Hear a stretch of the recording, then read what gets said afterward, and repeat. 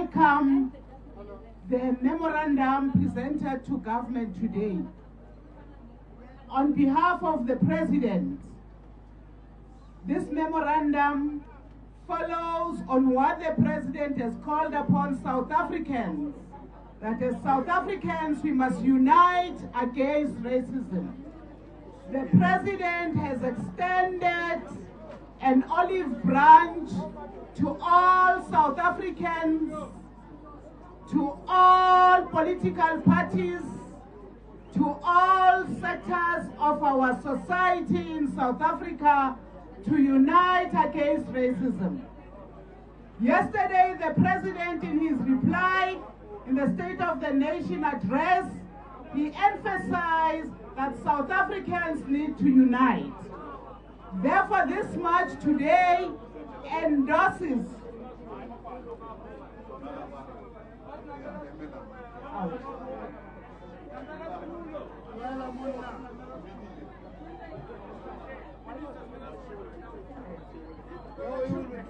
Today, with the President, on behalf of the President, we welcome this march against racism. Yesterday, the President in Parliament called upon all South Africans to unite against racism. In his closing remarks, he called upon all political parties, all religious groupings, all sectors of our communities to unite against racism. He also said March 21st must be rallied by all South Africans as a day of fighting racism in our country. I want to emphasize that this call is very important because it's also the 20th anniversary of the Constitution of South Africa. So the President has called on all of us to continue fighting racism and uniting as a country in taking this democracy of ours forward. What the ANC stands for, what the call made by the ANC today in moving towards a non-racial, non-sexist, democratic, prosperous South Africa, that's what this government of the ANC stands for. Amandla! Building a people's government, building Amandla. Comrades, let's take this opportunity to thank the organizers of the ANC for having organized over 87,000 people were part of this march. Viva my members and supporters of the ANC, viva! Let us thank every province that came here for having shown that you are all committed to unity, democracy and non-racialism.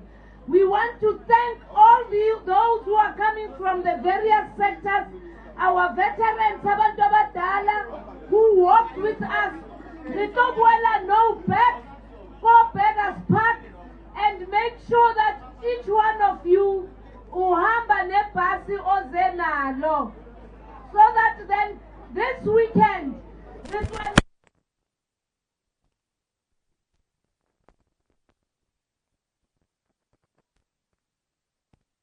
And work this weekend in preparation for voter registration. So we are now going to leave, and marshals, please do your job as we go back to Beggars Park. Police, thank you very much for your cooperation. The city of Tshwane, thank you so much for your support and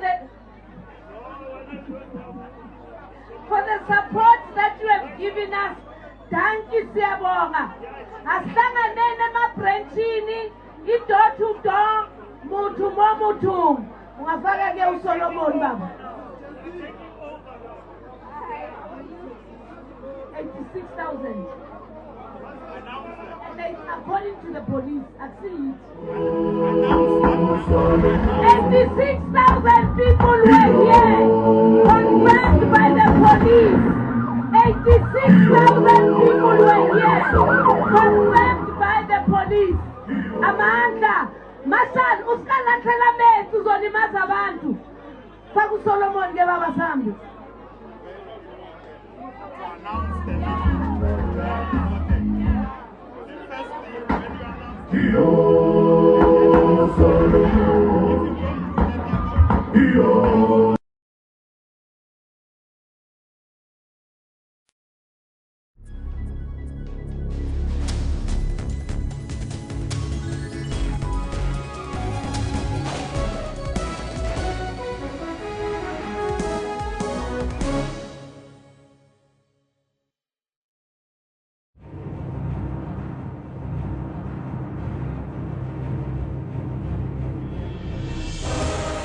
For victory requires intense effort and teamwork. When you get to it, there is no turning back because all eyes are on you. When it's action time, nothing should stand in your way. Sports Live tackles and analyzes all the sport action. This is the home of all your sport news, updates and more. Sports Live weekdays at 8:30 p.m. SABC News. We report, contextualize and present news and current affairs honestly, fairly and fully. We consider it a duty to provide consistent, relevant, useful and top quality information and analysis. Our mission is to provide credible, accurate and interesting news programming, bringing news into everyone's homes in everyone's languages. Thank you, South Africa, for relying on SABC News for quality news output and for making us your #1 source of information. SABC News, Africa's news leader. A romantic adventure film starring Ivan Botha and Donnelly Roberts.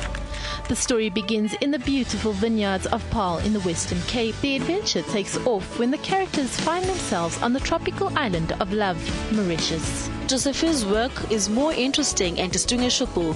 She visits war-stricken zone countries to tell the story of the damage war often leaves behind. This particular exhibition's case, places that are named after conflict or disaster or war or reconciliation. And basically what it is it's a collection of the best animated short films from around the world this year. And the idea is to inspire animators and directors with this exciting content. And so that's been offered to us as a cinema, and we're very excited to be screening the animated show of shows here in South Africa.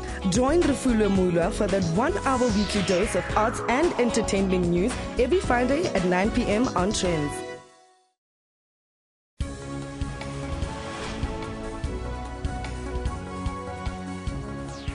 News Today takes an in-depth look on news locally, continentally and globally. We bring the world to your home. Then the next assignment is against current log leaders Mamelodi Sundowns on Wednesday. Football pundits have already tipped Sundowns to lift the Absa Premiership trophy, but there's still a lot to play for. All teams have played an equal number of games. There's still a massive 33 points to play for. Mathematically, any of the top 6 teams in the league can still win the title. 2 wins in a row for Aces will mean they close the current 9-point gap. I think for us it's a very key game against Pirates with a victory with 3 points. Looking already ahead of Wednesday makes the whole league going to be interesting. I think if you manage to get this one and the Sundowns game, the league is going to be open again. So that's for us also for us a good challenge to see where we are. Interestingly, most of the title contenders still have to play against each other. Etugral has targeted a maximum of 18 points in the remaining 11 games to stay abreast with the leading pack. If you can win from the remaining games, 5 or 6 games, which is not, let me say, not overloaded, and not lose against the contenders, Sundowns, Chiefs, Platinum Stars, so the direct neighbors. 5 games you win and not lose against the contenders. I think it brings you to the top 3. In some of the standout matches this weekend, Sundowns will host 8th placed Golden Arrows on Saturday, with defending champions Kaizer Chiefs playing at home against SuperSport United, now under their former coach Stuart Baxter. Sfeso Ramara, SABC News, Johannesburg. Well, staying with football, the knockout phase of the UEFA Europa League started in earnest last night. European giants Manchester United suffered a 2-1 loss away to the little-known Danish outfit Michelin. Manchester United were expected to record a comfortable win away to Michelin. Memphis Depay opened the scoreboard in the 37th minute. But the Danish side grabbed an equalizer just before half-time. Space for the shot, finds it brilliantly. Michelin level before half-time. And in the second half, Paul Onacho came off the bench and gave Michelin a famous win with a brilliant strike 13 minutes from time. Fenerbahce scored in both halves in their match against Lokomotiv Moscow. Brazilian defensive midfielder Alex Souza was the unlikely hero as he scored a brace to help the Turkish side to claim a comfortable 2-0 lead ahead of the second leg match next week. Borussia Dortmund could not have asked for a better start in their clash against FC Porto. Lukas Piszczek headed home in the 6th minute of the match to give the Germans a lead. And in the second half, Marco Rose made it 2-0 to Dortmund. Italy's Fiorentina shared spoils with Tottenham Hotspur in Tuscany. Spurs took a lead through Nacer Charlie's penalty 10 minutes before half-time after Ben Davies was brought down inside the box. In the second half, Federico Bernardeschi's deflected effort got the better of Michel Vorm in Spurs' goal. In some of other Europa matches, Galatasaray played to a 1-1 draw with Lazio, Valencia beat Rapid Vienna 6-0, and Sevilla beat Molde 3-0. Mduduzi Ndlovu, SABC News. Well, those were your news headlines. Your market news with Norm Poo is coming up next after a short break. Stay with us.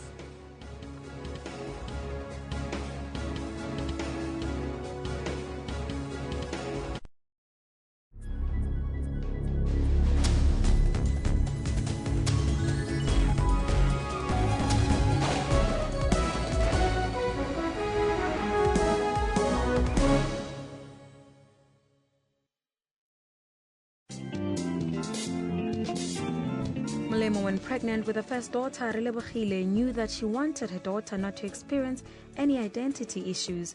This is when she decided to look for toys that resembled Black as Beautiful.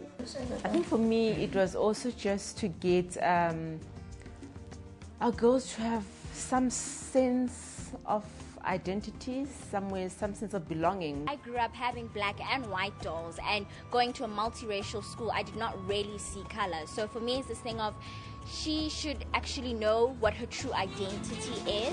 Join your host Puleng Mulebati on Bupilong every Friday at 17:30.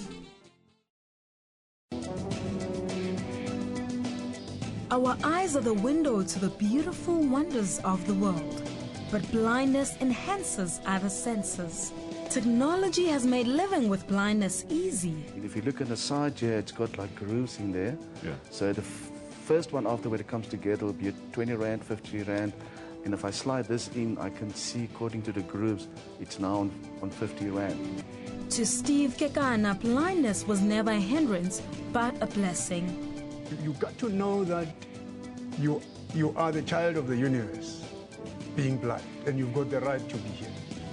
Join your host, Dr. Sello Mutawun, every Saturday from 9 a.m.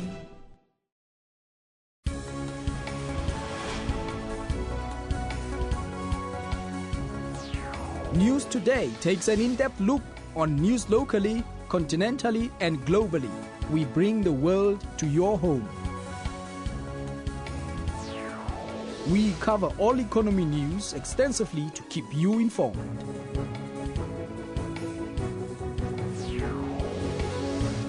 We are live to break news as and when they happen across the world.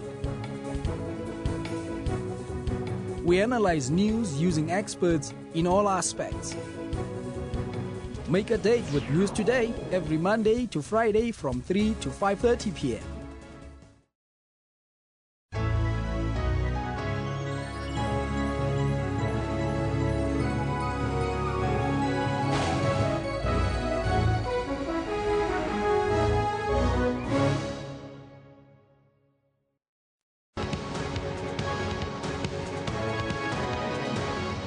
Welcome back. Your market news now. Asian shares slipped from near 3-week highs today as a rally in oil prices reversed and investors remain cautious about the outlook for the global economy. Japanese stocks fell in thin trade. The Nikkei share average ended 1.4% in the red. Hong Kong stocks also tracked global markets lower. The Hang Seng Index lost 0.4%. Mainland China stocks slipped with the Shanghai Composite Index down 0.1%. And over in the US, Wall Street closed lower yesterday, ending a 3-day winning streak as Walmart shares dragged on the market after a lackluster earnings report and a pullback in oil prices. The Dow Jones Industrial Average fell by 0.2%, the S&P 500 lost 0.4%, and the Nasdaq Composite Index slid by 1%. Well, the fortunes of the oil price appear to be a key driver for market sentiment this week. Today, oil prices slid on higher stockpiles in the US and continued concern about global economic fundamentals. This took the confidence out of investors in the equities markets, with safe haven assets like gold and US Treasuries benefiting from the latest risk aversion. Let's take a look at the indicators.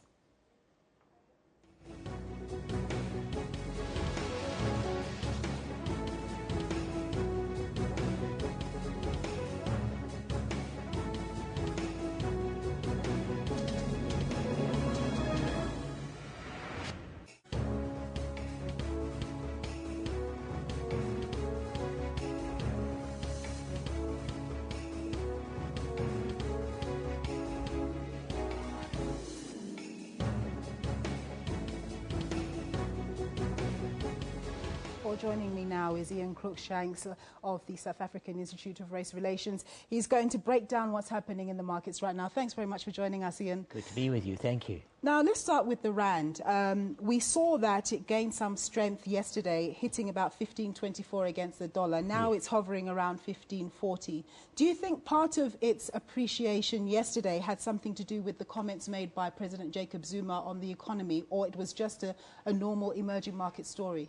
Remember, there are two factors here. There's the rand and the US dollar. So as the US dollar, which then strengthens a little bit, as it did today, then the rand conversely must show itself to be a little bit weaker. It's not the rand that's driving the dollar, it's the other way around. And I think that this is something to be taken into consideration.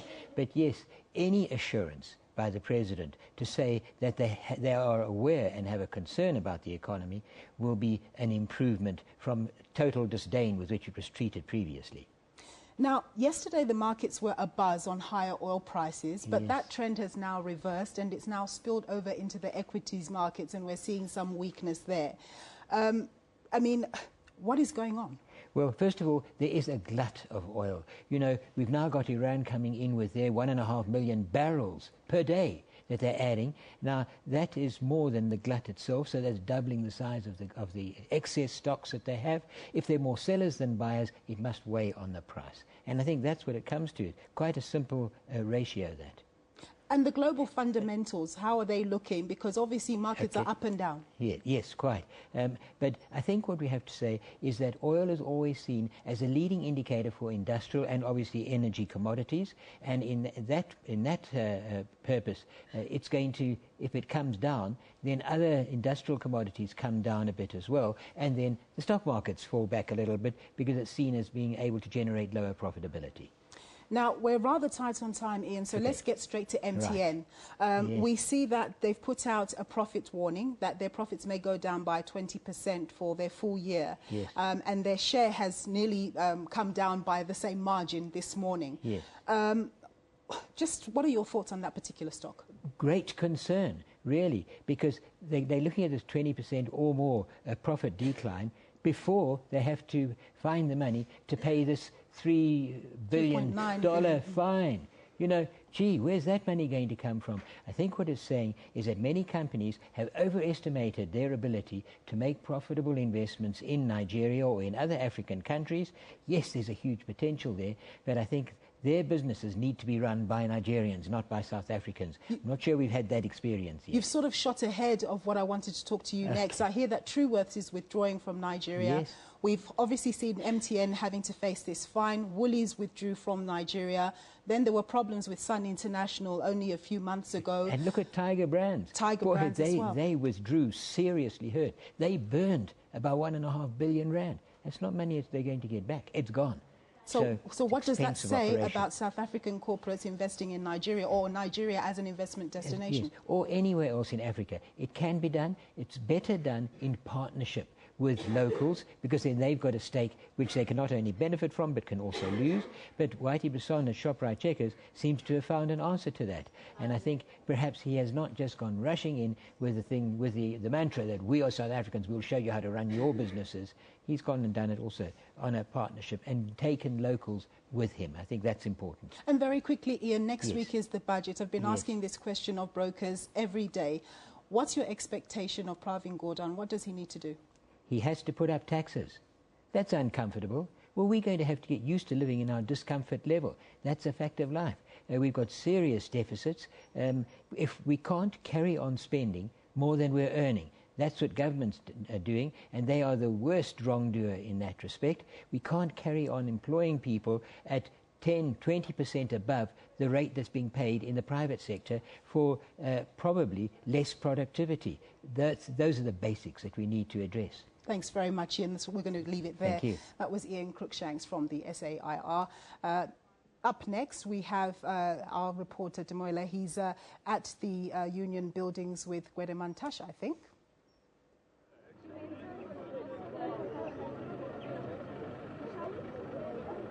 Well, thank you very much. Yes, I'm now joined live by ANC Secretary General Gwedemantash, just to give us an overview of some of the messages that were delivered here to the multitudes of ANC supporters who had converged on the South Lawns here at the Union buildings. Mr. Mantashe, thank you very much. Always a pleasure to speak to you. And firstly, would you declare this march an overwhelming success? It is a success, but success can only be measured much later, when the conversation is rolled out to the provinces, to the regions, and people in communities are beginning to talk about non-racialism. They must talk about unity, they must talk about democracy. Only then will we declare it a success. This was just the beginning of mobilization. Let's see what will happen after it. Mr. Mantashe, the issue of non-racialism and the conversation most of the time obviously has to be had within the context of the social divisions economically that still persist in South Africa all these years after our democratic dispensation. Do you think enough people are sensitized to that reality? What we should appreciate, building a united, non-racial, non-sexist, democratic and prosperous South Africa is not an event, it's a journey. It is going to take us many, many years. We were colonized for more than 300 years. We were under apartheid for 82 years. So let's not assume that things are going to just happen on their own. Let's work on them. There is progress being made, but we must accelerate it. We must never blame our people for being impatient with what they see as a slow pace of transformation. Instead, we must invest more energy and time to ensure that we are accelerating transformation in the country. And we must also be weary of the people who want privileges that accrue to them as a result of apartheid. We want them to be protected and be defended. We must actually break those walls. We must confront racist organizations like your Tausa, which thinks that when we say land was stolen, that requires equality court, because they want land to remain with them and become in the hands of racist farmers. And we're not going to lie down. That is the fight we're prepared to take up.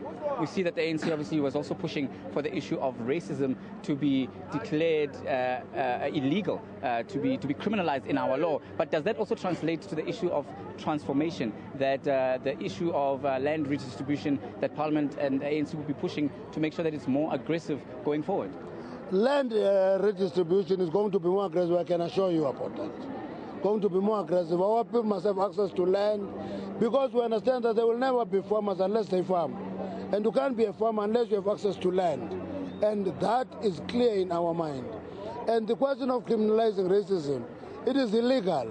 All that is not there, it is not criminalized. It is taken to, in terms of the transgressions, it is a lower order of transgression. It must be taken as serious. Racism is dangerous because it is prevailing racist privileges that are accrued over a period of time. And we must criminalize it so that our people must be equal in society. Do you think this move has the support of the broader society? What about those institutions that represent the white minority that you spoke about earlier? I don't think there should be any institution that represent white minority. Institution must represent sections of society in terms of what they do.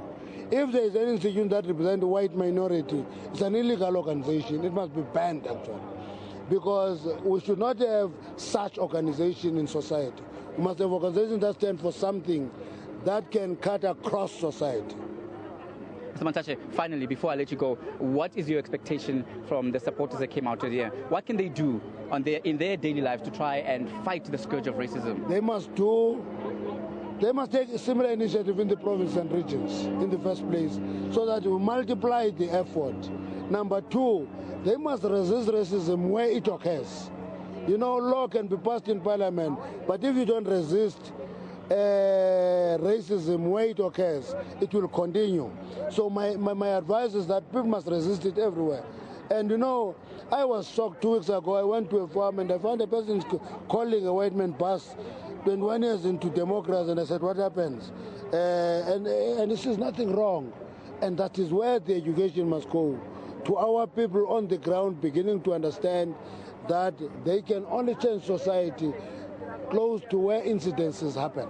Will they be expecting support from the ANC? Because people sometimes are marginalized economically and they fear. The ANC is everywhere. We have a branch of the ANC in every ward in this country.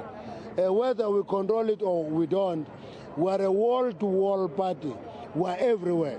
The ANC there must support initiative of individual members of society. Mantashe, thank you very much for your time. That's where we're going to have to leave it. That was the ANC's Gwede Mantashe just outlining exactly the messages that were delivered here to the multitudes of ANC supporters. We are told that the numbers, of course, measured easily over 50,000. So people really coming out in their numbers. And earlier I had a chance to interact with some of the people, and they said that they are fully behind the ruling party's message of non-racialism and that racism needs to be stamped out. Mr. Gwede Mantashe obviously touching on the issue that communities need to take the front in their particular wards, take the fight to the ground, take their fight against acts of racism and racial exclusion in any form, whether it is in the workplace or whether it is in their various communities, and saying that each ANC branch is now bears the responsibility of supporting those that stand against racism so that they're not marginalized. With that, it's back to you in the studio. Thanks very much. That was our reporter, Dumale Mukhlaudi, bringing us the latest from the ANC-led anti-racism march in Pretoria. More business news for you after the break.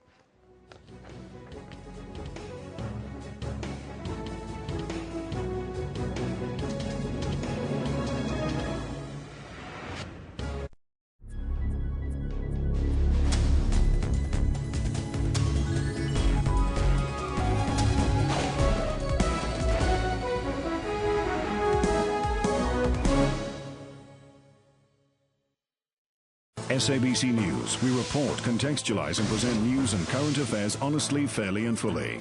We consider it a duty to provide consistent, relevant, useful and top quality information and analysis. Our mission is to provide credible, accurate and interesting news programming, bringing news into everyone's homes in everyone's languages. Thank you, South Africa, for relying on SABC News for quality news output and for making us your #1 source of information. SABC News, Africa's news leader.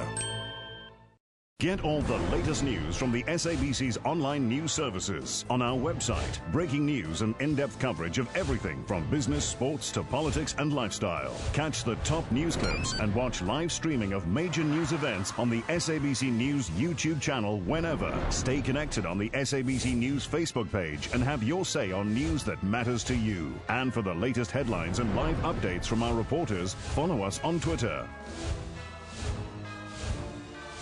SABC Digital News, anytime, anywhere.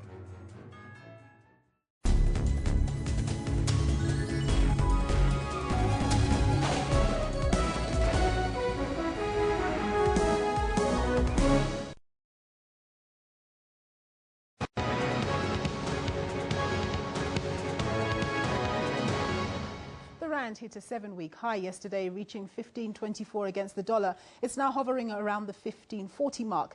Analysts say the unit has been the second best performing emerging market currency in recent days. It comes partly on the back of a risk-on attitude in the market. This as investors sought better returns from emerging markets. However, the market is volatile. Yesterday was a risk-on day as investors became confident on a higher price, or a higher oil price. But that has since receded on news of mass oil stockpiles in the U.S. system. Today, it would seem that risk aversion is the order of currencies like the rand remains highly unpredictable. South African domestic and international tourism continues to be hard hit by previous visa restrictions. The South African Tourism Board revealed this during their presentation of Quarter 2 and 3 results for the financial year 2015 to 2016 in Parliament. Tourism still feels the effects of the visa restrictions, even though the Home Affairs Department has since made a slight U-turn in their application. Domestic arrivals have since declined. To add to the country's tourism woes, global security concerns and diseases such as Ebola took center stage in 2015, and they have hit the country's tourism industry where it hurts most in its profit margins. The revenue issue has a direct link to arrivals. If we see a drop in arrivals, that affects how we actually calculate the revenue.